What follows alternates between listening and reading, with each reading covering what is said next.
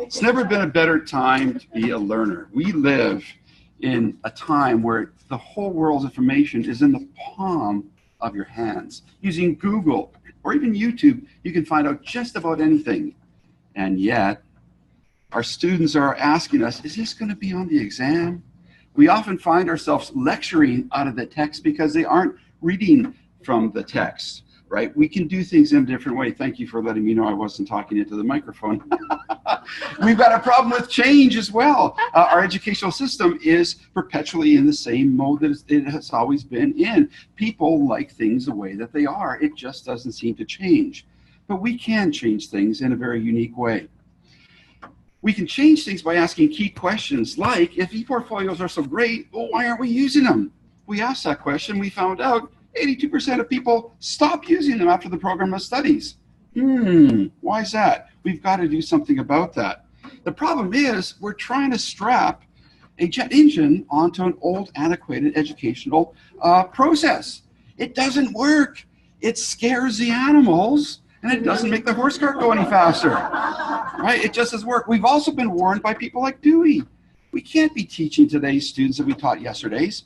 We're going to rob them of tomorrow. Again, there's got to be a better way, and we're going to propose a better way. It starts with a focus on creating significant learning environments with the student at the center, and then your role as a coach and mentor, and then looking at all the pieces that make up that environment and building it in a unique way. We can create significant learning environments through choice, ownership, and voice through authentic learning. That's our core proposition. We believe that through the COBA learning approach, we can give our students that choice and ownership and learning opportunities. We think about the design of what we're doing in the learning environment itself. We don't just let the learning environment evolve on its own. What we actually tend to do is help our students develop their own significant learning environments and be proactive and take initiative in what they're learning and doing. Students in our program, Digital Learning and Leading, have the choice, the freedom to set up, express, organize, structure all of their work, everything that they're doing, including choosing their authentic learning experiences. They're given ownership through that choice, and they build out self-regulated learning strategies. And in doing so, they're selecting the tools and the ePortfolio platforms they wish to use to help them sort of move their ideas forward and develop things that encourage them to take initiative. Having choice and ownership, they have a voice. And by revising and restructuring their ideas, they're sharing to more than just the instructor, they're sharing it to a global audience. So they're developing purpose and a personal sense of significance.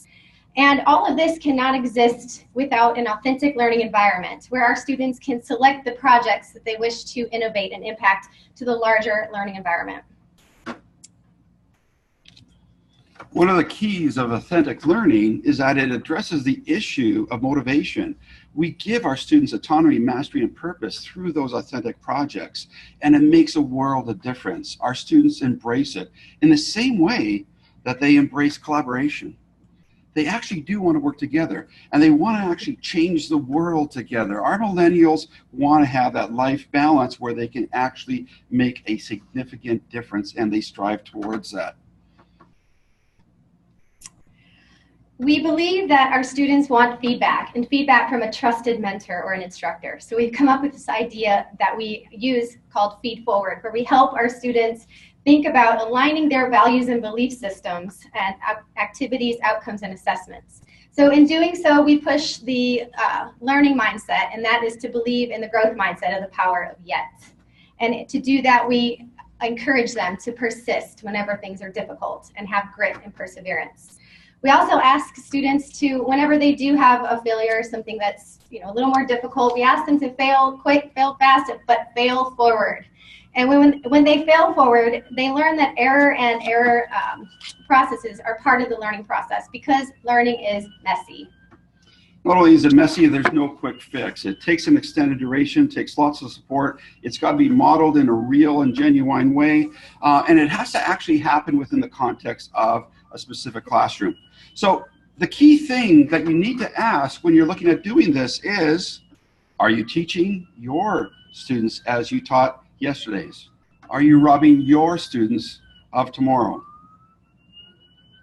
It's cool. Whatever it is. Yeah.